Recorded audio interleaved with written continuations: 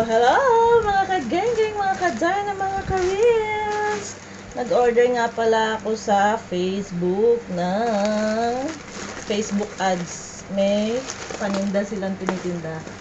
Ang bilis niya dumating ha. Siguro 2 days lang akong order. Nandito na siya ngayon. Dineliver ng Ninja Van. Napakabilis nilang mag-send ng parcel.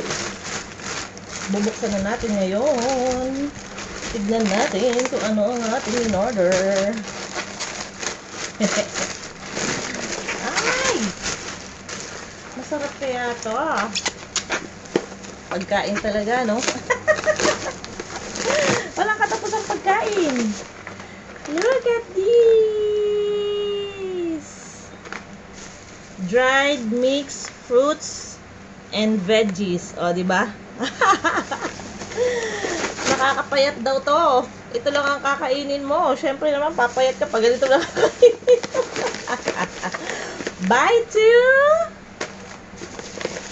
Buy two, take two ba to? O buy 3, take 1. Ayan. O, diba? O, legit. Buy 3, take 1. Ayan, titikman natin yung isa. O, gaano siya kasarap. Meron daw itong ilang bang fruits and veggies na andito. Nakalimutan ko na. No fat, no fried, no grease. Diba? With vitamin C and 100% natural. Mix 10 kinds of fruits and veggies. Mix 10 pala na fruits and veggies with 150 grams. Kailangan pala natin ikat. Ang ganda ng packaging. Yeah, sana lang masarap. Pero kaya rin lasa. Ayo. Ang una, mahaba. May lasa. Sitaw.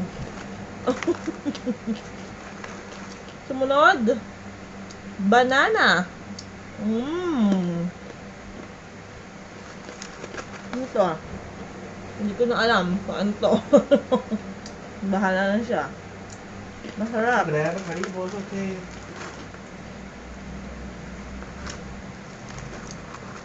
Passion chips.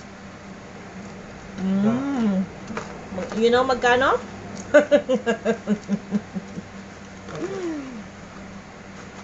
₱79 for 2 o for 3 yata. Tapos ayan, di ba masarap? Masarap naman siya. 79 times 12, kayo na mag-compute kung magkano yan. Tatrayin muna natin. Hindi nagustuhan ng isa. Masarap. It's like a chips.